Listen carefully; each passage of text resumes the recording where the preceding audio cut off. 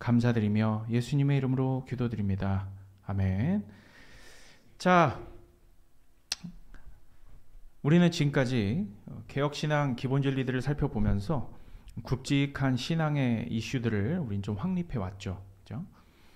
모든 사람이 육적인 사망뿐만 아니라 결국적인 영원한 사망에 이르게 된 것은 다른 무엇 때문이 아닌 무엇 때문이에요?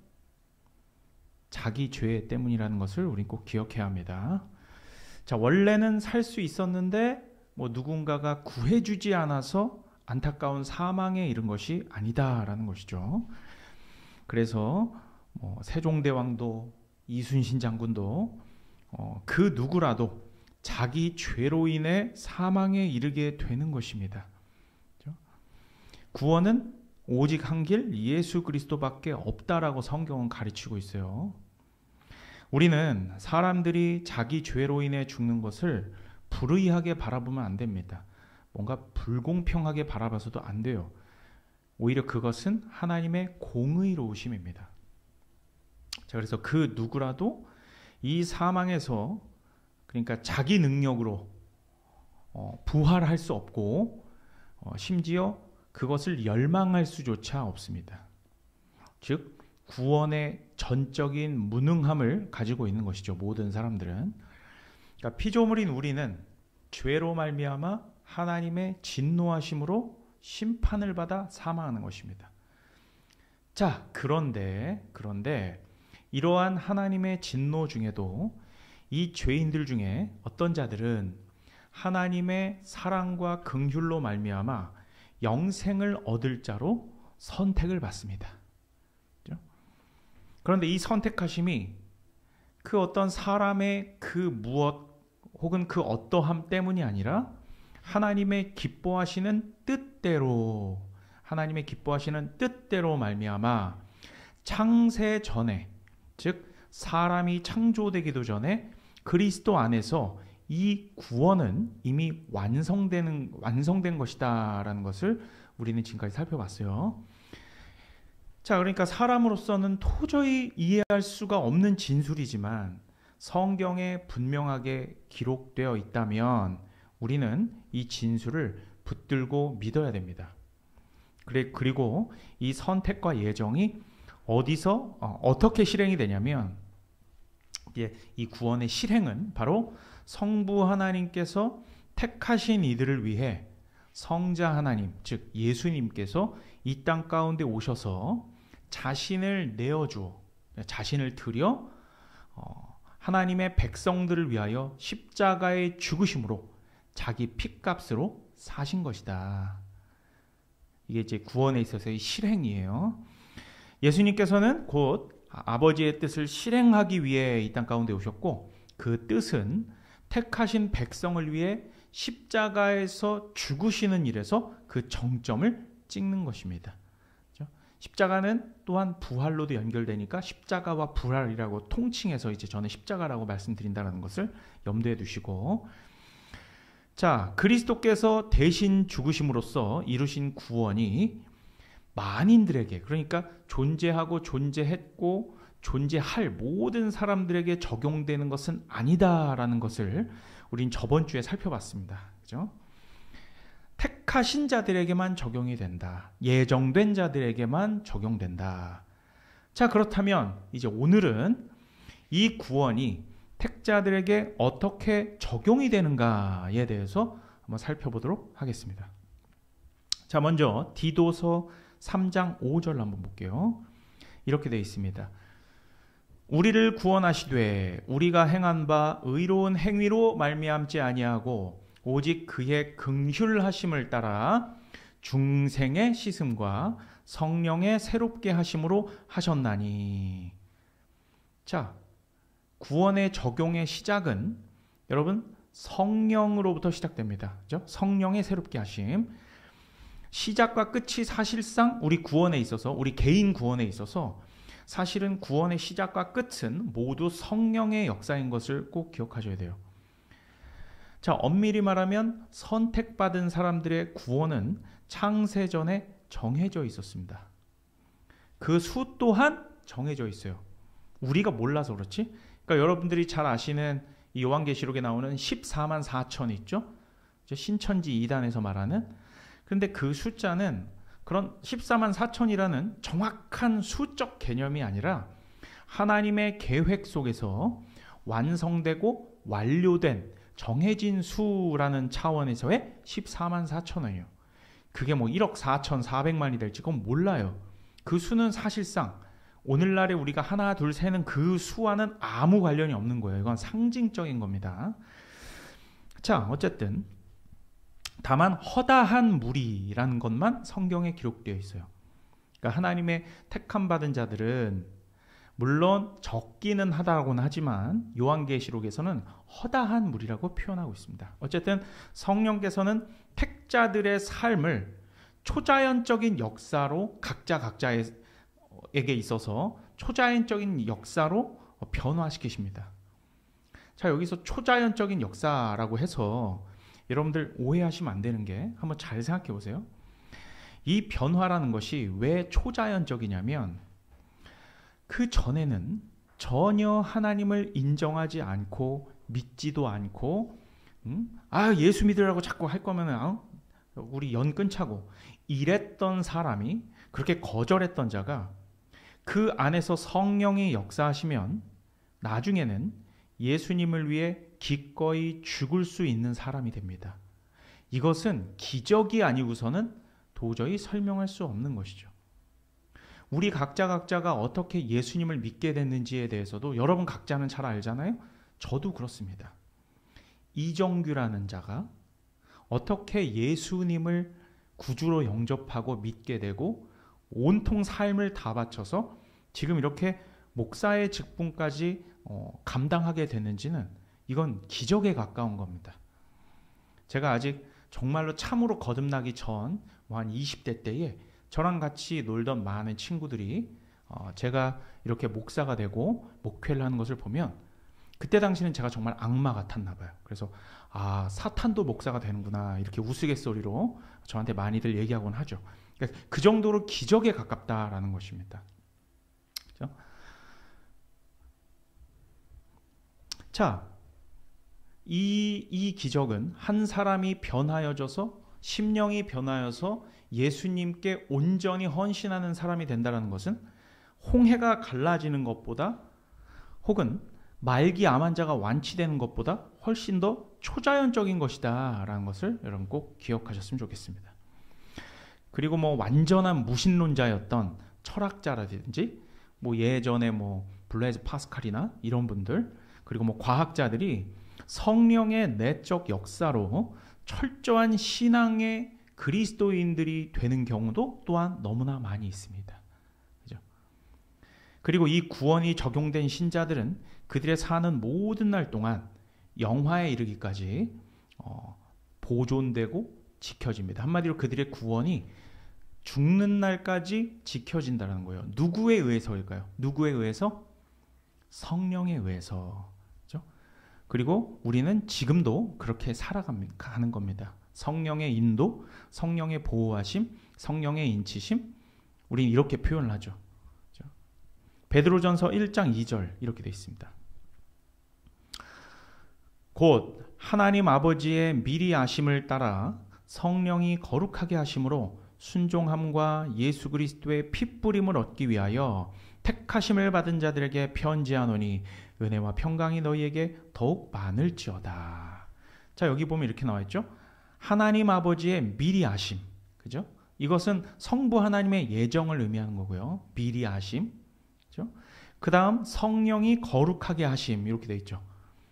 이것은 부르심으로부터 성화에까지 이르는 구원의 적용 모두를 말하는 거고요. 이건 성령에 의한 것입니다. 그리고 예수 그리스도의 핏부림 이렇게 돼 있죠. 이것은 십자가 사역을 의미하는 겁니다. 자, 지금 보니까 성부 하나님, 성령 하나님, 성자 하나님의 이 구원에서의 어떤 사역의 역할에 대해서 지금 베드로전서는 이렇게 드러나게 말하고 있죠. 그렇죠? 한마디로 삼위 하나님의 구원 역사의 역할을 지금 기록하고 있다라는 것입니다. 자, 우리의 구원은 그래서 삼위 하나님의 동역하심으로 완성된다라는 말이에요. 여러분, 우리가 이 교리를 잘 배우지 않으면 우리가 오직 예수 하잖아요. 맞습니다. 오직 예수예요. 그런데 그것은 어떠한 부분에서의 오직 예수님이지, 그죠? 사실상 이 구원에 있어서 예정을 예수님이 하신 건 아니에요. 그죠? 구원의 적용까지 각자의 구원 적용을 예수님, 즉 성자 하나님이 하시는 건 아니란 말입니다. 삼위 하나님께서, 성삼위일체 하나님께서 각자의 위격에 맞게 사역하시는 거예요. 그래서 이것이 동역하심으로 완성된다라는 말입니다. 그죠? 그 중에서 성령의 이 구원에 적용하심을 일단 어디서부터 시작했냐면, 자, 우리의 죽어있는, 죄로 말미암아 죽어있는 상태부터 시작합니다. 그러니까 성령께서 구원을 적용하실 때, 적용하시기 전에 모든 사람은 어떤 상황이라고요? 다 죽어있는 상황입니다. 마치 육신은 살아 숨쉬고 있고 밥 먹고 기도하고 일하고 공부하고 놀면서 잘 살아가는 것 같지만, 사실상 에스겔 37장에서의 마른 뼈와 같은 상태로 영적으로는 완전히 죽어서 조금도 생명력이 없는 상태, 이 상태에서부터 우리 구원의 적용이 시작되는 겁니다. 비록 우리가 느끼거나 인식하지 못할지라도 말이죠. 자, 이것은 우리 안에서 분명하게 일어나는 작용입니다. 우리는 부활에 대해서, 여러분, 미래적 육신의 부활을 제가 지금까지 쭉 말씀드려왔어요. 데살로니가 전서도 살펴보면서. 그렇죠? 그런데 이 그리스도의 부활이라고 하는 것은 우리의 장차 일어날 어떤 심판날의 육신의 부활뿐만 아니라 우리가 구원을 적용받을 때 예수 그리스도의 부활은 우리의 중생, 즉 거듭남과도 밀접한 관련이 있습니다. 즉 예수 그리스도께서 십자가에서 죽으시고 부활하시지 않으셨다면 우리의 거듭남은 결코 적용될 수 없습니다. 그렇죠? 영적으로 다시 태어남은 예수 그리스도의 부활로부터 촉발되는 거예요. 그걸 성령께서 그리스도를 무덤으로부터 3일 만에 부활하신 것 같이, 성령의 능력으로 부활하신 것 같이 우리 또한 에스겔 37장의 마른 뼈처럼 죽어있던 우리를 성령의 능력으로 다시 살리시는 것, 그걸 중생 그리고 거듭남, 즉 다시 태어남이라고 하는 거예요. 자, 요한복음 3장 5절과 6절 한번 읽어볼게요. 예수께서 대답하시되 진실로 진실로 내게 이르노니 사람이 물과 성령으로 나지 아니하면 하나님의 나라에 들어갈 수 없느니라. 육으로 난 것은 육이요 영으로 난 것은 영이니. 그죠? 자, 이 물과 성령으로 다시 태어남이 거듭남인데 또한 부활입니다. 그러니까 죽은 상태에서 물과 성령으로 다시 살아난 거예요.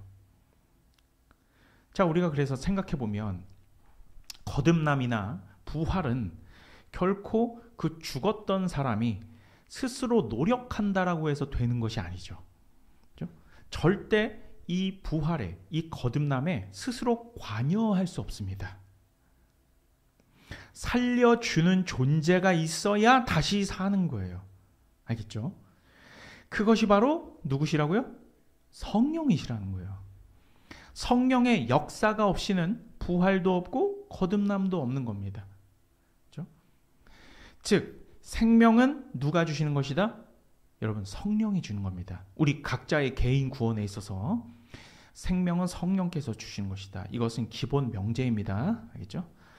자, 그래서 성령으로부터 오는 이 새 생명을 받아서 우리는 새롭게 다시 태어나서 지금 이 그리스도인이 돼서 우린 지금 살아가고 있는 거예요. 이것은 바로 성령의 유효한 부르심이라고 하는데, 이 유효한 부르심이 있다면 그러면 무효한 부르심도 있습니까? 여러분, 있습니다. 유효한 부르심이 아닌 효과 없는 부르심도 있어요. 그러니까 성령의 역사처럼 보이지만 사실은 거짓 역사인 것이죠. 그런 사람들이 많이 있습니다. 왜냐하면 여러분, 사탄이라고 하는 존재는 가장의 영입니다. 그런 척하는 영이라는 거예요. 그래서 선택받지 못한 사람들을 얼마든지 마치 선택받은 자처럼 보이게 할 수 있습니다. 아시겠어요? 그래서 교회 가운데 쭉정이가 있고 양의 탈을 쓴 늑대가 있는 거예요. 그래서 그 마지막 심판날까지 혹 그 천국의 문 바로 앞까지 간다니까요. 그런데 거기에서 유효한 부르심이 없는 자들은 곧바로 지옥의 문으로 가는 겁니다. 제가 늘 말하는 철로 역정 맨 마지막을 보면 알 수 있죠. 자, 그러면 성령의 유효한 역사, 성령의 유효한 부르심의 역사의 이 증거가 무엇이냐? 그러니까 뭘 보고 저 사람이 참 유효한 부르심을 받은 자인지 알 수가 있느냐? 그것은 바로 참된 회개와 믿음입니다. 참된 회개와 믿음이에요. 많은 사람들이 잘못 인식할 수가 있는데 거듭났으니까 회개하고 믿는 것이 아니에요. 그러니까 다시 태어나서 내가 믿게 되고 회개하게 되는 게 아니란 말입니다. 그것과는 반대로 거꾸로예요. 거꾸로예요. 그러니까 하나님께서 순서를 잘 생각하셔야 돼. 하나님께서 회개와 믿음을 선물로 주실 때 성령으로 거듭나는 겁니다. 그 촉발이 어디서부터 시작돼요? 하나님의 은혜, 즉 하나님의 선물로부터 시작되는 거예요. 즉 회개와 믿음은 우리 내부에서 발생되는 게 아닙니다. 내가 믿어야 되는 결단, 이미 그것이 아니라는 것은 우린 저번 주에 살펴봤죠. 내 결단이 중요한 게 아니라고. 왜냐하면 내가 믿겠다고 결단해서 믿음이 발생하는 게 아니라는 것입니다. 믿음은 외부로부터 주어지는 하나님의 선물입니다. 회개함도 마찬가지예요. 회개도 내가 결단해서 돌아가기로 결정하는 것 같지만 겉으로는 그렇게 보여지지만 회개는 하나님의 은혜의 선물입니다. 사도행전 5장 31절 볼게요. 이렇게 되어 있습니다. 이스라엘에게 회개함과 죄 사함을 주시려고 그를 오른손으로 높이사 임금과 구주로 삼으셨느니라. 그죠? 회개함과 사함을 주시려고 하나님이 주셔야 되는 거예요. 회개는. 사도행전 11장 18절도 이렇게 되어 있습니다. 그들이 이 말을 듣고 잠잠하여 하나님께 영광을 돌려 이르되 그러면 하나님께서 이방인에게도 생명 얻는 회개를 주셨도다 하니라. 생명 얻는 회개를 주셨도다. 자, 이렇게 회개는 주셔야 한다라고 성경은 말하고 있죠. 여러분 그와 똑같이 믿음도 마찬가지입니다. 믿음도 하나님께서 주셔야 돼요. 그런데 우리가 믿게 되는 그 과정을 한번 봐야 합니다. 그렇죠? 자, 믿게 되는 과정을 보면 여러분 실제적인 예로 사도행전에 나오는 이 사도 바울의 굉장한 후원자가 있었어요. 여러분 다 아시는 이름이긴 한데 여성분이시고 혹시 아시는 이름 있습니까? 여성 후원자? 루디아라고 들어보셨죠? 루디아? 자, 이 루디아신데 이분은 이제 자색 옷감 장사입니다. 그 당시에 그 1세기 로마 1세기 당시에 자색 옷감 장사라는 건 왕족이나 귀족한테 납품하는 업체를 운영했다는 거 의미해요. 지금으로 보자면 청담동에서 부티크를 운영하는 사장님인 겁니다. 뭐 루이비통이나 에르메스, 그죠?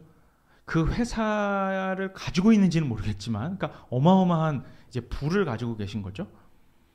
자, 어쨌든 이분이 바울이 전하는 복음을 듣고 믿게 되거든요. 그런데 그 성경의 증언을 한번 보세요. 사도행전 16장 14절 말씀 이렇게 되어 있습니다. 한번 보세요. 두아디라시에 있는 자색 옷감 장사로서 하나님을 섬기는 루디아라 하는 한 여자가 말을 듣고 있을 때 주께서 그 마음을 열어 바울의 말을 따르게 하신지라. 바울의 말을 따르는 게 이제 믿는 거잖아요. 그런데 그 전에 어떤 게 있었어요? 마음을 열어. 하나님께서 마음을 열어주셔야 믿음이 주어지는 겁니다. 이것을 보고 바로 하나님께서 믿음을 주셨다. 그죠? 듣기 전에 마음문을 열어서 들을 귀를 주시고 그리고 하나님의 말씀을 듣고 그죠? 믿게 되는 것이죠. 그 전에는 아무리 들어도 믿지 못합니다. 마음문을 열어주시지 않으면. 그래서 루디아의 반응에 앞서 하나님의 내적 역사가 있었다라는 겁니다. 이것은 예수 그리스도를 믿는 그 누구나 마찬가지예요. 그래서 구원은 하나님의 전적인 역사인 겁니다. 그렇죠? 인간이 숟가락을 얹을 수 없는, 전혀 얹을 수 없는 하나님의 주권적인 역사라는 것이죠. 믿음을 선물로 주신 것이죠. 그런데 많은 잘못된 기독교는 이 믿음을 소유한 그 다음의 행적에 대해서 언제나 긍정적인 것만을 강조해서 뭐 풍성한 삶 이런 쪽으로 호도합니다. 그러니까 여러분 믿게 되었으면 그 다음부터는 여러분 주님께서 여러분에게 풍성한 삶을 허락하십니다. 뭐 이런 식으로 호도하는 거예요. 그러니까 이제 그런 기독교에는 사람들이 많이 몰리게 되죠. 하지만 성경은 이 믿음을 선물로 받은 사람들에게 또한 이렇게 말하거든요. 한번 들어볼게요. 빌립보서 1장 29절은 이렇게 말합니다. 그리스도를 위하여 너희에게 은혜를 주신 것은 다만 그를 믿을 뿐 아니라 또한 그를 위하여 고난도 받게 하려 하심이라. 여러분, 믿음이라고 하는 것은 하나님께서 주셔야만 하므로 아무나 주시는 게 아니거든요. 그럼 이건 특권이죠. 프리빌리지란 말입니다. 이러한 특권을 가지면 우린 감사하죠. 그런데 여러분, 고난도 특권입니다. 이게 정말로 무슨 소리냐? 고난은 우리가 피해야 되는 것 아니냐? 아니에요. 그를 위하여 고난도 받게 하시겠다고 분명히 말씀하고 계십니다.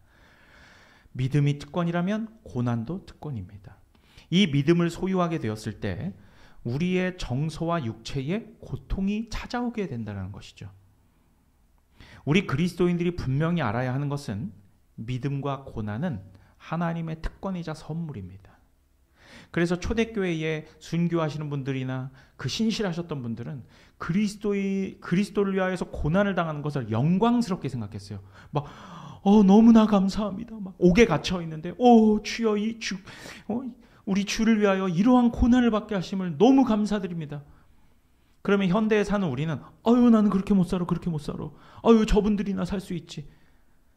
여러분, 모든 그리스도인이 사실은 그렇게 살아야 하거든요. 현대의 그리스도인이라고 다르고 초대교회 그리스도인이라고 좀 더 빡센 삶을 살고 그렇지가 않습니다. 오히려 우리가 그리스도를 위하여서 조금도 고난받을 준비가 되어 있지 않거나 그것이 싫다면 우리의 기독교는 뭔가가 잘못되어 가고 있다는 것을 방증하는 거예요. 그건 잘못된 겁니다. 성경의 가르침이 아니에요. 우리의 영광은 이 땅에서도 어느 정도가 올 수 있지만 최종적 영광은 예수 그리스도의 다시 오심과 함께 완성되는 거예요. 이 땅에서 모든 영광을 챙겨 먹으려고 하면 안 된다는 것이죠. 여러분, 그러면 이 고난이 우리에게 왜 선물이냐면 이 고난을 통해서 우리가 연단을 받게 되기 때문이에요. 그렇죠? 연단을 받기 때문이에요. 연단이 뭡니까? 연단이라고 하는 것은 뜨거운 용광로에 들어가, 그렇죠? 아무렇게나 있는 철이 용광로에 들어가서 녹여지고 혹은 구부러지고, 그렇죠? 망치로 막 두드려 맞아서 결국은 칼이나 쓸모있는 강철이 되어가는 과정을 의미하는 제철소적 용어가 바로 연단이라고 하는 거예요.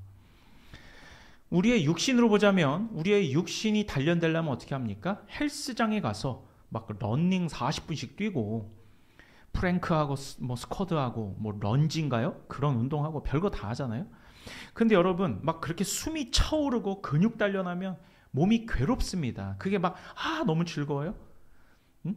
여러분, 그 곱창이나 막창 얼마나 맛있어요. 그죠? 불에 구워진. 그거 먹는 것보다 여러분 40분 뛰고 운동하고 그런 게 더 즐겁습니까? 그런 사람은 김종국밖에 없어요. 웬만한 사람들은 다 곱창 먹고 치킨 먹고 피자 먹고 이게 더 즐겁단 말이지. 하지만 우리가 그렇게 운동하는 이유가 뭡니까? 건강하기 위해서고 단련하기 위해서입니다. 그렇죠? 결국적으로는 건강을 유지하여서 주의 일을 더 오랫동안 효율적으로 하기 위해서요. 그러니까 우리 그리스도인들이 운동을 한다? 그것은 내 몸매를 아름답게 가꿔서 누구에게 잘 보이기 위한, 그건 세상 사람과 똑같은 거잖아요. 그게 아니에요, 여러분. 우리 그리스도인들이 헬스장 가서 똑같이 운동을 한다 할지라도 그것은 결국 건강을 위해서 하는데, 왜 건강을 추구하느냐? 주의 일을 더 효과적으로 효율적으로 오랫동안 하기 위함이에요. 주를 위해서 해야 돼요. 운동도. 오케이? 우리 앞으로 이제 결혼을 앞둔 형제자매님들이 계신데 지금 열심히 운동도 하시고 식이요법 하시거든요. 그게 뭐 결혼식 세레모니를 앞두고 하는 것도 의미가 있죠. 하지만 나중에도 결혼식이 끝난 후에도 계속 하시기 바랍니다. 남편과 아내와 그때부터 결혼식 딱 끝난 다음부터 신혼여행 간 다음부터는 그냥 태도가 확 돌변하는 거죠. 헬스장을 1년치 끊어놓고 한 2개월 하다가 안 가고 남편과 아내와 함께 TV 보면서 치킨 먹는 그 재미에 빠지면 그거 한 6개월만 해보세요. 여러분. 그죠? 여러분 혈당 수치가 올라가고 그죠? 동맥경화가 오게 됩니다. 예. 운동하시라는 겁니다. 누굴 위해서? 주님을 위해서 하셔야 돼요. 이것도 정말 웃긴 얘기인지는 모르겠지만 여러분 우리는 주의 일을 하기 위해서 열심히 건강을 유지하기 위해서 운동하고 식이요법도 해야 되는 겁니다. 그렇죠? 즉 운동이 육신의 고통을 통해 이렇게 육신을 단련하듯이 삶의 고난을 통해 삶이 단련되는 것입니다. 그렇죠? 그래서 이 선물, 하나님 고난도 그렇고 믿음도 그렇고 이것은 하나님의 선물인데 선물은 우리가 성경적 용어로 하면 다른 말로 뭐라고 할까요? 제가 아까 얘기했잖아요. 선물, 하나님의 선물을 은혜라고 한다 그랬죠. 은혜. 에베소서 2장 8절과 9절 이렇게 되어 있습니다. 너희는 그 은혜에 의하여 믿음으로 말미암아 구원을 받았으니 이것은 너희에게서 난 것이 아니요 하나님의 선물이라. 행위에서 난 것이 아니니 이는 누구든지 자랑하지 못하게 함이라. 알겠죠? 여러분 이 논지는 반드시 외워두세요. 반드시 외워두세요. 자, 우리의 구원은 은혜에 의하여 행위가 아니라 믿음으로 말미암아. 그러니까 우리의 구원은 은혜에 의하여 믿음으로 말미암아 받는 것이다. 오케이? NIV는 이렇게 돼 있죠. It is by grace you have been saved through faith, not by work. 오케이? 우리 구원은 은혜에 의하여 by grace, 행위가 아니라, 그죠? Not by work, 믿음으로 말미암아 through faith. 우리는 구원을 받은 것이다. You have been saved. 자, 우리 책의 진술을 한번 읽어볼게요. 우리 책 83페이지 한번 보실래요? 83페이지 세 번째 패러그래프 봅시다. 그러니까 바울은 은혜로 이렇게 시작하는 부분 있죠. 이 부분 우리가 함께 읽어볼게요. 책 다 펴셨죠? 천천히 저 속도에 따라서 함께 읽습니다. 시작. 바울은 은혜로 받는 구원의 순수성을 유지하는 데 대단한 열정을 보였다. 그는 인간의 공로가 그럴듯한 방식으로 은근히 그 과정 중에 스며들려는 것을 알았다. 이 구절에서 바울은 적어도 나는 믿기 위해 선한 의식을 지니고 있다고 생각하면서 믿음을 자신의 공로로 여기는 사람이 생기지 않도록 경계하는 듯하다. 하나님께서 주시지 않는다면 누구도 믿음을 가질 수 없다. 그러므로 누구도 구원을 자신의 공로로 여길 수 없다. 이렇게 말하고 있습니다. 자, 그래서 이젠 회개와 믿음이 하나님의 선물이며 은혜이다라는 것을 우리는 확정했고요. 여기에 더해서 성경은 택함 받은 자들을 빛 가운데로 부르셨다라고 말합니다. 부르셨다. 즉 택하심을 입은 자들은 그들의 삶 속에서 삶을 살아가다 보면 정해진 때에 부르심을 받는 겁니다. 예정되어졌고 그렇죠? 이미 구원받은 자인데 그것이 우리가 시간이 흐르고 각자의 때에 하나님께서 정하신 그 때에 부르심을 받는 것이다. 로마서 1장 6절에서 7절입니다. 너희도 그들 중에서 예수 그리스도의 것으로 부르심을 받은 자니라. 로마에서 하나님의 사랑하심을 받고 성도로 부르심을 받은 모든 자에게 하나님 우리 아버지와 주 예수 그리스도로부터 은혜와 평강이 있기를 원하노라. 그죠? 부르심을 받은 자다. 부르심을 받은 모든 자. 이 부르심은 곧 콜링이죠. 콜링이라고 하는 것은 우리 구원 적용의 시작점입니다. 아까 봤던 로마서 8장 30절을 보면 미리 정하신 그들을 부르시고 부르신 그들을 의롭다 하시고 의롭다 하신 그들을 영화롭게 하셨다라고 말하죠. 자, 미리 정하신, 예정하심. 그 다음에 우리가 태어나게 되고 구원으로의 부르심이 있게 되는 것이죠. 그죠? 그래서 성령께서는 이렇게 사람을 부르셨을 때 그리스도의 십자가를 도구로 하여 이 복음을 자기를 위한 것으로 받아들이게 하시는 것입니다. 세상 모든 사람이 복음을 듣고 깨닫는 것은 아니에요. 늘 말씀드리지만 십자가의 도는 오직 부르심을 입은 사람만 이해하고 깨달을 수 있습니다. 십자가에 못 박힌 예수는 유대인에게는 거리끼는 것이요 헬라인에게는 미련한 것이라고 성경은 얘기하고 있죠. 하지만 부르심을 입은 자들에게는 하나님의 능력과 지혜가 된다. 오늘날에도 우리가 여러분들 각자의 삶의 현장 가운데서 급작스럽게 복음을 전하는 것이 얼마나 어려운 일입니까? 그죠? 정말 뚱딴지 같고, 그죠? 생뚱맞은 일이 아닐 수 없어요. 아무리 친한 친구라도, 그죠? 수십 년을 알던 친구한테 갑자기 야, 너도 예수 믿어. 이렇게 말하기가 얼마나 어려운지요. 왜 그렇습니까? 그들에게 우리의 복음은 미련한 것으로 들리기 때문이에요. 그리고 거리끼는 것으로 들려지죠. 하지만 아까 말씀드렸다시피 만약 그들이 하나님의 택함 받은 자라면 우리가 꾸준하게 그렇게 복음을 전했을 때 하나님께서 이 믿음을 갖게 하시기 전에 어떤 일이 있다고 그러셨죠? 마음 문을 여시게 되면 그 복음을 받아들일 준비가 되는 거거든요. 그러면 그 전에는 그렇게 복음을 튕겨내고 귓등으로도 듣지 않던 사람이 갑자기 뭐에 씌었는지 그게 믿어진다라고 고백하는 그런 일들이 있게 돼요. 여러분들 주변에서 그런 일들 아마 종종 있으셨을 거예요. 그게 뭡니까? 성령의 유효한 부르심이 작용한 겁니다. 알겠죠? 자, 우리는 우리의 어떤 이 구원의 어떤 서정이라고 하거든요. 이렇게 부르심을 가지고 부르심을 받고 그다음 믿음이 발생하고 회개하게 되고 거듭나게 되고 이러한 것들 구원의 서정이라고 하는데 그렇게 예정부터 시작해서 결국은 구원의 완성, 즉 영화의 단계에 이를 때까지 그렇게 하나님께서 그렇게 적용하시고 또한 그렇게 지켜주신 것을 옳게 알겠어요. 그런데 여기서 질문이 한 가지 드는 거지. 이렇게 예정하심을 입고 삶의 곳곳에서 부르심을 받은 자들이 혹시나 나중에라도 이 구원을 잃어버릴 수가 있는가라는 의문이 들 수 있겠죠. 우리가 종종 많이 나오는 질문이잖아요. 이거죠. 내가 지금 구원 얻었는데 나중에 잃어버릴 수 있습니까?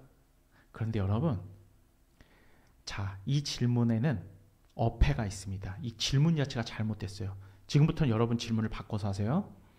구원은 우리가 얻은 겁니까? 내가 획득해낸 게 아니죠. 그런데 그걸 내가 왜 잃어요?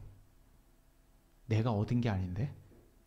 구원은 누가 어떻게 주신 것이라 했어요? 하나님께서 은혜로 선물로 주신 거죠.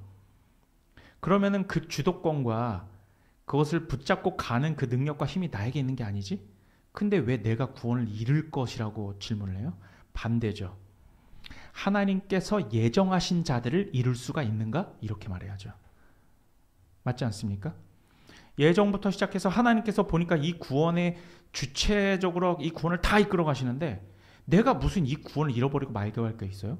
하나님이 하시는 건데? 그럼 반대로 하나님께서 우리를 버리시는가? 혹은 구원을 내가 뭔가를 잘하고 잘못한 것에 따라 이 예정하시는 자를 잃으실 수가 있는가? 이겁니다. 그렇죠? 그러니까 혹은 하나님께서 마음이 바뀌셔서 택자를 버리실 수가 있는가? 이러한 질문을 할 수 있죠.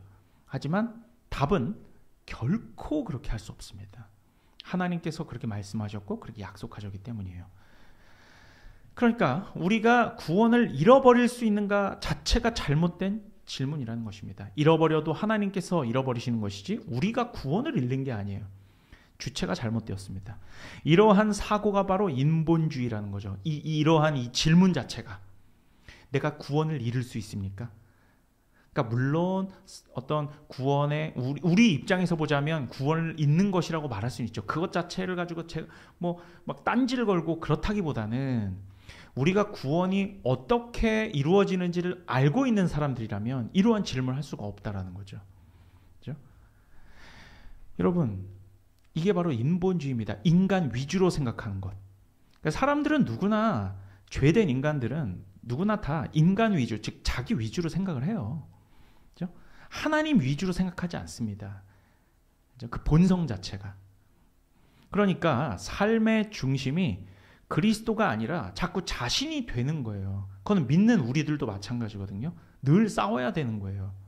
우리는 그런 죄적 속성을 계속해서 가지고 태어났고 거듭난 이후에도 그것과 싸워갑니다.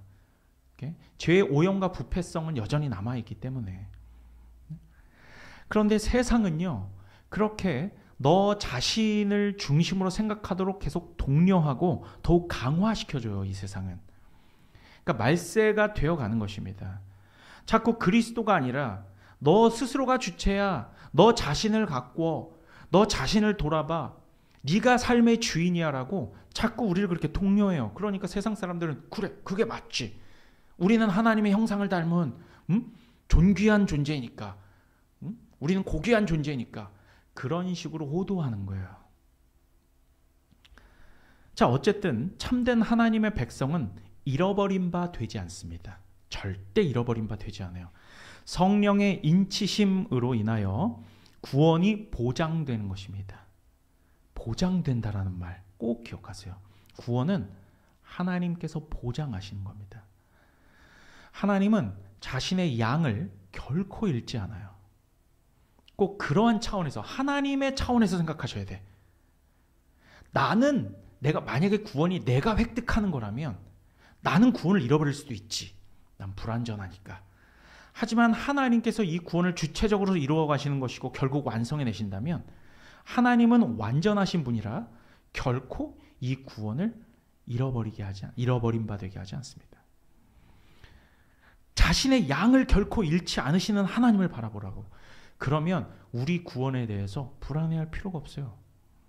우리의 어떠함으로 그 구원을 얻을 수 있는 것이 아니었다면, 그러니까 우리는 구원을 항상 하나님의 온전한 은혜와 하나님의 주권이십니다라고 말하면서 구원 잃을 거를 왜 걱정해? 이 논리를 잘 생각하세요. 우리의 어떠함으로 구원을 얻을 수 있는 것이 아니라면 또한 우리의 어떠함으로 구원을 잃을 수 있는 것도 아니야. 이해되십니까? 무슨 말인지? 안심하시라는 거예요. 우리 칼빈의 5대 강령에서도 마지막 P, Perseverance of the Saints, 성도의 견인, Perseverance는 끝까지 견디고 인내한다, 이런 뜻이거든요. 그러니까 성도가 구원의 그 마지막 영화에 이를 때까지 끝까지 견디고 인내하게 하심, 이것은 결코 구원을 이룰 수 없다는 것을 의미해요. 우리의 어떠함으로 되는 게 아닙니다. 왜냐하면 성화는 성령이 이끌어 가시는 것이기 때문에. 하나님께서 결코 우리를 버리지 않으시고 잃어버린 바 되게 하지 않으십니다. 자, 하지만 광명의 천사로 가장하는 사탄의 자식들은 정말 누가 봐도 정말 찐 그리스도인조차 그가 참 동역자이며 참 그리스도인이라고 속을 수 있습니다. 그러니까 광명의 천사인 사단의 후계자들인데, 이렇게 너무 세게 말한다라고 여러분 너무 그렇게 생각하지 마세요. 이거 성경의 표현입니다. 여러분 바리새인이 예루살렘 밖에 있었습니까? 아니요. 교회 안에 있었습니다. 바리새인은. 그죠? 자, 그런 사람들은 정말 우리가 봤을 땐 교회 안에서 와, 저분 정도면 정말 신실한 그리스도인이다. 끝까지 그렇게 보일 수도 있어요. 하지만 하나님은 속일 수 없죠. 하나님은 속일 수 없습니다. 결국 마지막에는 드러납니다. 이게 성경의 진술이에요. 결국 열매로 드러나게 되어 있습니다. 열매로 그를 알지니라. 그는 성령의 유효한 부르심이 사실상 없었던 겁니다. 하나님의 역사가 없이도 여러분, 육적인 위로만 가득한 구원의 보장이 있을 수 있어요. 이게 참 우리를 두렵게 하는 겁니다. 광명으로 가장한 천사는 너무 아름답게 보여요. 그러니까 여러분 감성을 자극하는 것에 너무 혈안이 되셔서는 안 돼요. 왜냐하면 사탄은 감성 터치에 정말 뛰어난 능력을 가진 그런 존재이기 때문이에요. 속아 넘어가지 않게 하십시오, 여러분. 외형만 그리스도인인 사람들 너무나 많습니다. 그것을 매튜 미드라는 청교도 목사님은 유사 그리스도인, almost 크리스찬으로 명명했죠. 저랑 공부하시는 분들은 이 유사 그리스도인 말 많이 들어보셨죠, 그죠? 하지만 참 그리스도인들은 그 구원이 철저하게 보장이 되어 있습니다. 로마서 8장 34절에서 39절을 제가 읽어보겠습니다. 여러분들 다 아는 정말 우리에게 위로를 주는 말씀이죠. 제가 읽어볼게요. 누가 정죄하리요? 죽으실 뿐 아니라 다시 살아나신 이는 그리스도 예수시니 그는 하나님 우편에 계신 자요 우리를 위하여 간구하시는 자시니라. 누가 우리를 그리스도의 사랑에서 끊으리요? 환난이나 곤고나 박해나 기근이나 적신이나 위험이나 칼이랴. 여기서 적신이라는 것은 벌거벗겨지는 걸 말하는 거예요. 수치죠, 그죠? 기록된 바 우리가 종일 주를 위하여 죽임을 당하게 되며 도살당할 양같이 여김을 받았나이다 함과 같으니라. 그러나 이 모든 일에 우리를 사랑하시는 이로 말미암아 우리가 넉넉히 이기느니라. 내가 확신하노니 사망이나 생명이나 천사들이나 권세자들이나 현재일이나 장래일이나 능력이나 높음이나 깊음이나 다른 어떤 피조물이라도, 여기서 어떤 피조물이라는 건 우리 스스로 자신을 의미할 수도 있어요. 설사 나 스스로라도 나를, 그리고 우리를 우리 주 그리스도 예수 안에 있는 하나님의 사랑에서 끊을 수 없으리라고 말씀하고 있습니다.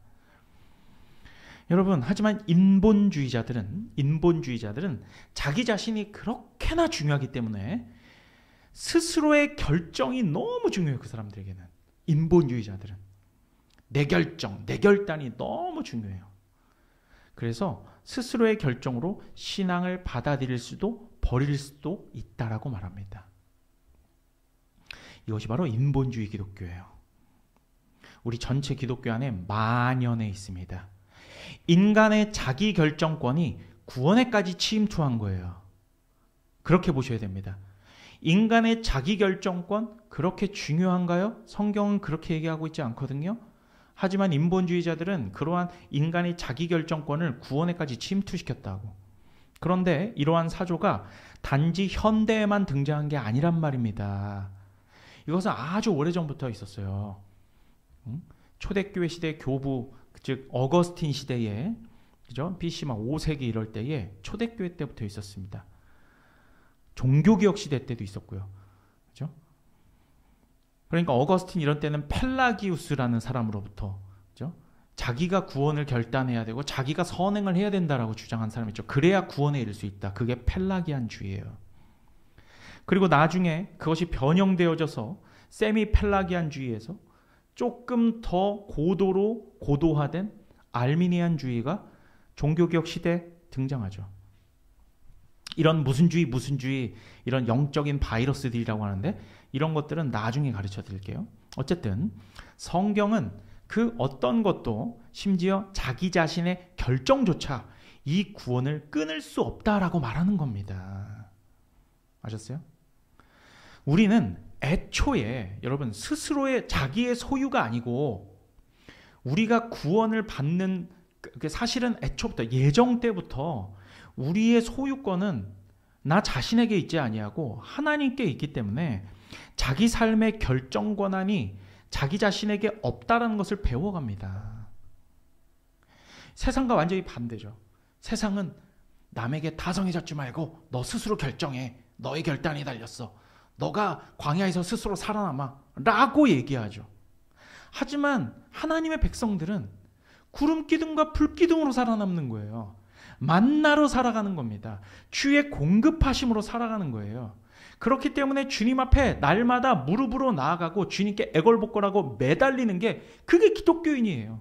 그런데 이 세상 사람들은 광야에서 혼자 우뚝 서 살아남아 싸워라고 말하죠. 우리가 싸워야 되는 것은 광야에서 내 생존 위해서 싸워야 되는 게 아니라 우리의 죄와 싸워야 되는 겁니다. 그게 영적 전쟁이고요. 그렇기 때문에 우리를 군사로 부르신 거예요.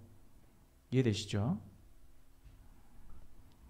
여러분, 이건 아주 굉장히 첨예하고 절묘한 기독교 안에서의 차이인데, 개혁주의 기독교는 자기 삶의 권한이 자기에게 없기 때문에 스스로를 부정하라고 가르칩니다. 자기 자신을 부정해, 자기 자신을 내려놔, 자기를 버려. 그러니까 내 삶의 이니셔티브를 하나님께 넘겨드리는데 큰 관심이 있습니다. 이게 개혁주의 기독교예요. 그러니까 재미가 더럽게 없죠. 진짜.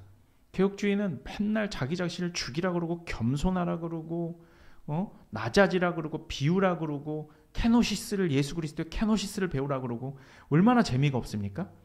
하지만 잘못된 복음주의 기독교는 자기 육신의 욕구와 어떤 기호, 자기의 기호라든지 삶의 현상, 그리고 닥치는 상황들 속에서 하나님께서 도움의 존재로 전락해버리게 해요. 이게 잘못된 복음주의 기독교입니다. 여러분, 이게 굉장히 절묘한 차이예요. 아주 첨예한 차이예요. 되게 그럴듯한 감언이설로 하나님께서 정말 우리를 사랑하신다라고 하니까 우리의 필요를 채우시고 뭐 이런 식으로 표현하는 거죠. 그런데 사실은 자기 욕구야. 내 욕심이고 나의 원함이야. 내 육신에 아주 은근한 원함이 우리의 밑바닥 기저에 깔려 있는 건데, 그런데 하나님을 그런 것들을 도와주시는 존재로 전락시켜 버립니다. 사실은 그건 내 기호에 대한 거거든. 기호. 그런데 그걸 들어주시는 하나님으로 전락시켜 버려요. 심지어 그러한 기독교는 하나님께서 이들의 욕구와 그런 기호를 존중해 주신다, 이런 표현까지 해요. 하나님이 너를 아셔서 너의 필요를 아시고 널 아시니 너를 위해서, 거기에 자기 희생과 자기 부정과 그리스도의 십자가 앞에 자기를 버림과 회칠한 무덤 같은 자신의 마음을 깨어트림과 뭐 이런 건 없어요. 그렇죠?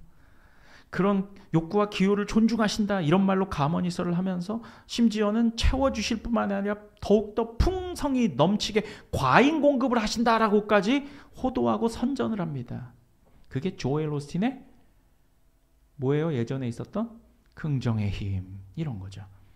거기서 말하는 게 초과와 과잉을 얘기해. 왜? 하나님은 영원성과 불변성과 또한 영원성 불변성이 아니라 전능하심과, 그죠? 그러니까 그런 하나님의 속성을 그런 데 이용하는 거예요. 자기 자신의 욕심을 채우는데 하나님은 넘치게 채우신다. 내 잔을 넘치게 한다고 하지 않았느냐.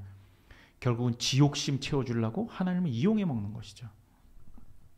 하나님을 램프의 바바로 만드는 것입니다. 그러면 아직 거듭나지 못한 기독교 냄새만 맡고 온 수없이 많은 사람들은 거기에 다 현혹되고 넘어갑니다. 그러니까 물과 성령으로 거듭나지 못한 사람, 즉 유효한 부르심을 받지 못했는데 교회로 와서 그런 설교를 듣는 사람들은 이런 게 기독교인가 보다 하고 다 속아요. 참 안타까운 거죠. 그렇게 한국 기독교, 미국의 기독교가 100년을 이렇게 끌어왔습니다. 그들에게는 하나님의 주도권이라는 건 없습니다. 그냥 지 하고 싶은 걸 아름답게 포장해서 하나님을 이용하여 획득하겠다라는 의지의 작용에 불과한 것입니다. 구원이 여러분 하나님의 절대적인 주권에 의한 역사라면 우리의 삶도, 우리가 살아가는 삶도 그러해야 합니다. 내 구원만 주권적으로 역사하고 내 삶의 모든 상황과 현상 속에서 하나님의 주권은 작용하지 않습니까? 그렇지 않다라는 거예요. 나에게 솟아오는 많은 육신의 욕구들이 있지만 그 욕구들을 하나님께 내어놓고 나의 욕심과 씨름하며 그것을 충족시켜주지 않으려고 씨름하는 거예요. 그렇게 자아를 죽여가는 게 그리스도인의 삶이라는 것입니다. 되게 힘들어 보이죠? 너무 정말 이게 무슨 그리스도인의 풍성한 삶이야 하겠죠? 하지만 여러분, 풍성한 삶은 그 복음주의 교회들에서 말하는 그런 게 아닙니다. 자기 자신을 부정하고 자기 자신을 버리는데 그렇게 행복할 수가 없어요. 그렇게 마음이 풍요로울 수가 없어. 개혁주의 기독교는 그런 것들을 추구하는 겁니다. 여러분, 하나님께서는 부르신 자들을 결국 만들고 싶어 하시는 게 뭐냐면 그리스도의 형상으로 만들고 싶어 하시는 거예요. 이 세상이 요구하는 나다운 나가 아니라고요. 성경은 우리 그리스도인들을 만들어가는 것을 뭘 만들고 싶어 한다고요? 그리스도의 형상을 만들어가고 싶어 한다고. 하지만 세상은, 잘못된 기독교는 너다운 너, 나다운 나. 하지만 성경이 말하는 부르심을 받은 자들의 삶의 목적은 이렇게 아들의 형상을 본받게 하기 위함이라고 로마서 8장은 말하고 있습니다. 자, 우리는 그렇게 하나님의 분명한 약속을 받았죠. 그렇죠? 구원에 대한 약속을 받았지만 우리 주님께서는 우리 구원에 대하여 이른바 보증 직인까지 찍어주십니다. 에베소서 1장 13절에서 14절 읽어볼게요. 그 안에서 너희도 진리의 말씀 곧 너희의 구원의 복음을 듣고 그 안에서 또한 믿어 약속의 성령으로 인치심을 받았으니 이는 우리 기업의 보증이 되사 그 얻으신 것을 속량하시고 그의 영광을 찬송하게 하려 하심이라. 자, 그래서 우리의 이 안전한 구원의 시작과 끝은 사실 이미 창세전에 완료가 된 것입니다. 뭐라고요? 창세전에 예정부터 사실상 구원은 완료가 된 거예요. 그것이 시공간 속에서 펼쳐지고 그대로 재현되는 겁니다. 이게 현실화되는 것뿐이에요. 그것이 어떤 확률성이나 어떤 가능성을 가지고서 될지 말지 되는 게 아니라 그 구원은 시공간의 창조 전에 이미 그리스도 안에서 완성된 것이다. 그래서 소망이라고 하는 것은 희망과 다릅니다. 소망이라는 것은 뭐 될지 안 될지 모르는 불확실한 것을 붙잡는 게 아니에요. 그건 희망이에요. 그래서 희망의 끈이라고 하잖아요. 이미 완성되고 완결된 그것을 기다리는 것을 소망이라고 해요. 아시겠죠? 소망이란 건 뭐다? 이미 완성되고 완결될 것을 기다리는 것이다. 우리는 물론 하나님 앞에서 여러분 우린 신실하게 살아가야 합니다. 우리의 구원이 완성됐다고 해서 내 멋대로 살아가서는 안 된다라고 우리는 늘 말해왔고 그렇게 들어왔죠. 하지만 우리의 신실한 삶 자체가 우리 구원의 확신의 근거는 아니에요. 내가 신실한 삶을 살아가고 있다라는 거, 지금 하나님 앞에 기도로 나아가고 은혜 수단 가운데 거하고 예배를 귀하게 여기고 나의 삶을 주님께 드리고 이러한 신실한 삶이 내가 구원받았구나라고 하는 확신의 근거가 아니라고. 오히려 우리 구원의 확신이 신실한 삶의 근거가 되어야 됩니다. 자, 여러분, 성경은요, 하나님을 사랑한다고 말하면서 그 형제 자매를 미워하는 사람은 거짓말쟁이라고 말합니다. 자, 어떤 사람이 나는 구원의 확신이 있다라고 말하면서 마귀 짓을 하고 있다면 그것은 스스로가 구원 백성이 아님을 증거하고 있다라는 것입니다. 제가 늘 말씀드리지만 그리스도인들은 죄와 싸우다가 넘어지고 좌절할 수는 있지만 삶 자체를 그대로 죄 가운데 내어주지 않는다라고 지금까지 말해왔어요. 자기 욕심에 그대로 자기 자신을 죄에 내어주지는 않아요. 죄와 싸우다 넘어지는 겁니다. 그러니까 괴로워하고 힘든 거죠. 여러분, 싸우는 게 중요한 겁니다. 죄와 싸우는 거. 그러니까 뭐 죄를 안 지으려고 노력한다? 물론 그런 말로도 될 수도 있겠죠. 그 무엇보다 하나님을 사랑하기 때문에 내가 나를 죄 가운데서 구원하시고 십자가 지신 그 주님과의 관계성 때문에 이 죄가 밉고 싫은데 내 육신은 죄를 원해. 이 두 마음이 마음 가운데 싸워요. 그런데 대부분 싸우다 져요. 넘어진단 말이야. 힘들어요, 그게. 죄를 즐기는 게 아닙니다. 우리의 육신은 죄를 향하게 돼 있어요. 하지만 거듭난 영은, 우리의 영혼은 주님을 바라보게 돼 있어요. 그러니까 두 마음이 자꾸 싸우는 겁니다. 그렇죠? 그런데 우리가 그렇게 우리의 육신에게 져서 좌절할 때마다 우리는 무릎 꿇게 되죠. 그리고 하나님께 울부짖게 됩니다. 그때 하나님은 은혜를 내려주세요. 하나님 앞에 우리가 나아간단 말입니다. 은혜의 보좌 가운데 그 보혈을 의지하여 우리는 담대하게 나아가요. 주님, 전 여전히 이렇습니다. 그럼 주님께서는 또 우리를 긍휼히 여기시고 괜찮다고 우리를 품어주세요. 누구를 보시고? 그리스도를 보시고 보좌 가운데 하나님의 보좌 가운데 우리가 나가는 것은 그리스도의 보혈 때문입니다. 그러면 주님은 또 우리를 용서하시고 주께서 또 일으켜 주시고 또 다시 시도합니다. 신실한 삶을 또 시도해요. 이것이 계속 반복돼요. 계속 반복됩니다. 그러다가 우리가 어느 순간에 완전 무결한 상태가 된다? 여러분, 그런 사람 보셨습니까? 그런 목사님이 있다라고, 저는 그런 목사님 본 적 없어요. 이게 뭔 얘기냐면 우리가 죽는 그날까지 이 싸움은 계속된다는 거예요. 근데 그게 괴로운 게 아니라 그게 성도의 삶이에요. 그게 복된 삶이라고. 그게 성도의 마땅한 삶의 자세라는 겁니다. 이게 성도의 삶이에요. 중요한 건 삶의 방향성입니다, 여러분.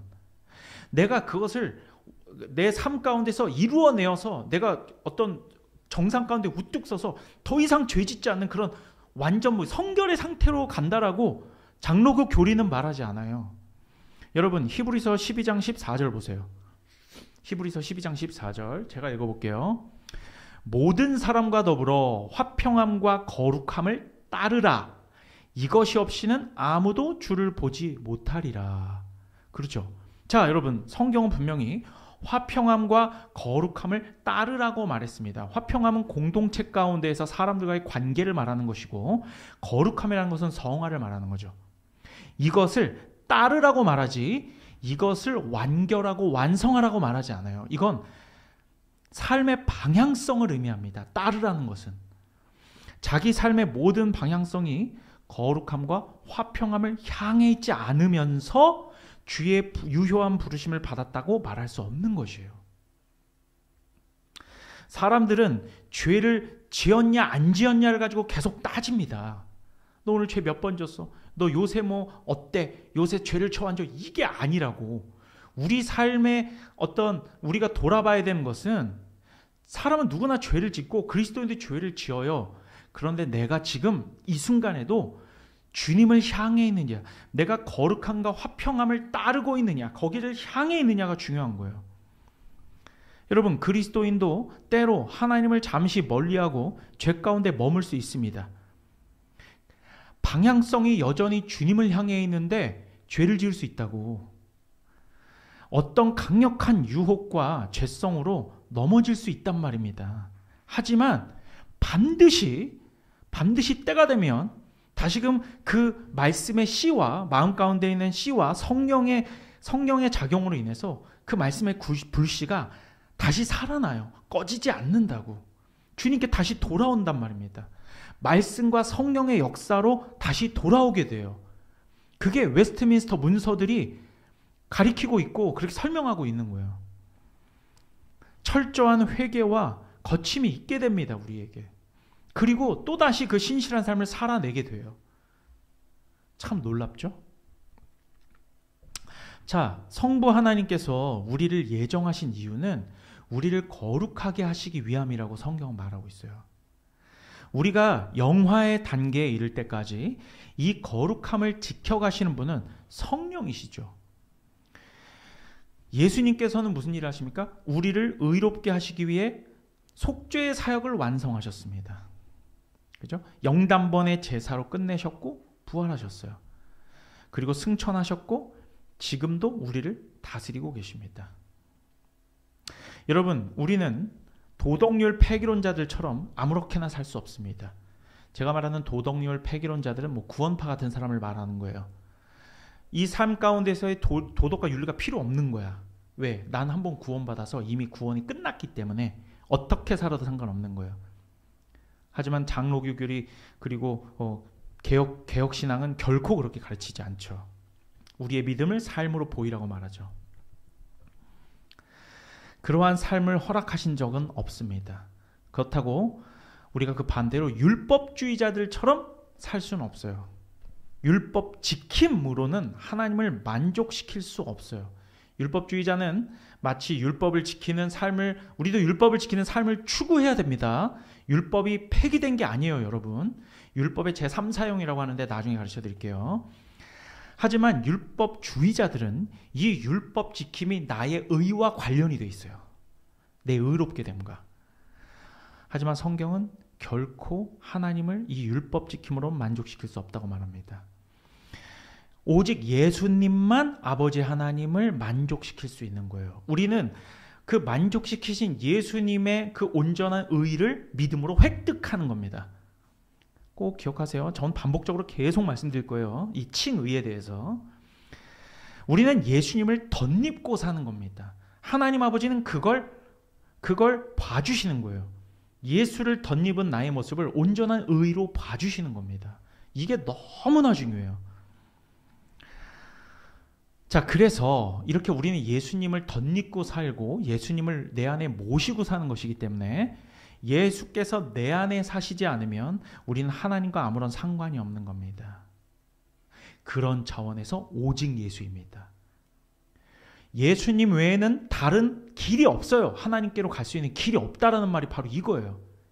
우리는 의롭게 되어야만 하나님께 나아갈 수 있는데 예수 그리스도라고 하는 의의 옷을 입지 않으면 절대 하나님께 나아갈 수 없습니다. 갈라디아서 2장 20절 보세요. 마지막으로 이 말씀 읽고 마칠게요. 내가 그리스도와 함께 십자가에 못 박혔나니 그런즉 이제는 내가 사는 것이 아니요 오직 내 안에 그리스도께서 사하시는 것이라. 이제 내가 육체 가운데 사는 것은 나를 사랑하사 나를 위하여 자기 자신을 버리신 하나님의 아들을 믿는 믿음 안에서 사는 것이라. 여기에서 보면 나를 위하여 자기 자신을 버리신, 이건 십자가를 의미하는 거잖아요. 그런데 서두에 보면 내가 그리스도와 함께 십자가에 못 박혔나니 이렇게 말하고 있죠. 그렇죠? 이것은 예수 그리스도의 그 십자가에 못 박히심이 곧 나 자신을 십자가에 못 박는 것과 동일한 것이다라는 걸 말하는 거예요. 그렇기 때문에 우리는 예수 그리스도를 그러니까 예수 그리스도를 살아내지 않으면, 그리고 예수 그리스도를 모시지 않으면, 그리고 예수 그리스도의 의를 덧입지 않으면 하나님과 아무런 상관이 없는 것이다. 성령의 유효한 부르심이 있는 자들은 결국은 그러면 어떠한 삶을 산다? 그리스도의 형상을 본받는 삶을 살게 되는 것이다. 자, 여기까지 강의는 마치겠고요. 그리고 연구 질문은 1번만 할게요. 나머지 2, 3번은 여러분들이 한번 책을 보시면서 성경을 하나하나 찾아가면서 보세요. 자, 1번, 죄인의 구원에 있어 성부 하나님의 역할은 무엇인가? 그리고 성자와 성령 하나님의 역할은 무엇인가? 이렇게 돼 있죠. 자, 여러분, 왜 우리가 삼위일체가 중요하냐면 삼위일체 교리는 단지 신론에서뿐만 아니라 구원론과도 밀접한 연관이 되어 있습니다. 왜냐하면 성부, 성자, 성령 각기 다른 세 위격의 하나님이 한 분이신데, 세 위격의 하나님이 어디서 구분되시냐면 우리 구원의 역할, 구원을 이루어 가시는 그 역할의 차이에 있어요. 역할이 다르세요.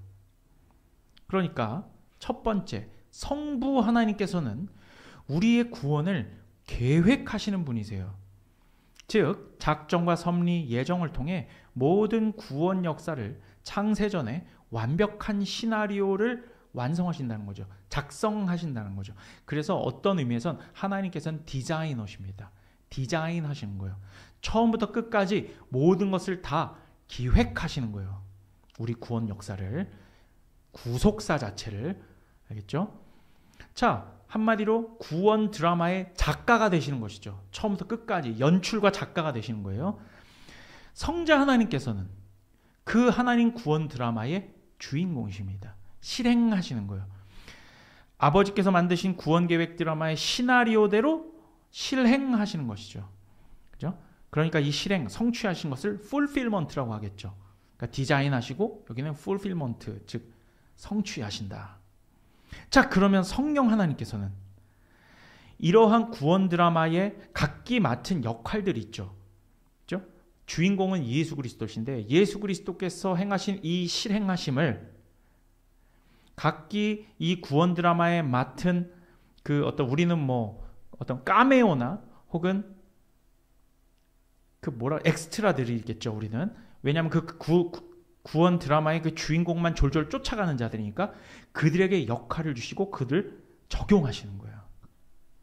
구원을 예수 그리스도의 실행하신 그 계시적 구원 사건의 그 효과를 개인들에게 적용하신다. 그렇죠? application. 그러니까 영어 세 단어로만 생각하십시다. 자, 삼위일체 하나님의 이 구원에 있어서의 각 위격의 역할. 첫 번째, 성부 하나님은 디자인하시고, 두 번째, 성자 하나님은 fulfillment 하시고, 세 번째, 성령 하나님께서는 application. 우리는 이 모든 것을 그럼 어디를 통해 할 수 있어요? 성경을 통해 할 수 있죠. 성경에 쓰여 있으니까 우리도 이렇게 믿는 거지. 우리가 무슨 특별한 계시를 받았겠습니까? 우리는 그런 걸 믿지 않습니다. 오직 성경 66권만이 우리에게 주신 유일무오한 닫힌 계시예요. 어떤 복음주의에서는 성경 외에도 다른 계시가 있을 수 있다라고 얘기하지만 여러분 그런 거 절대 따라가시면 안 됩니다. 어떤 교단, 장로 교단에서는 또한 그런 게 있다라고 말하는 교단이 있어요. 그러니까 이 세상이, 그렇죠? 이 시대가 얼마나 악한 겁니까? 여러분 잘 분별하셔야 된다는 얘기예요. 그렇죠? 그리고 우리는 우리 구원의 확신을 성령께서 우리 마음에 인쳐주심, 즉 도장을 찍으심으로 확신할 수 있다. 라는 것을 마지막으로 자 오늘 성경 공부 마칠게요. 감사합니다. 다음 주에 뵙겠습니다.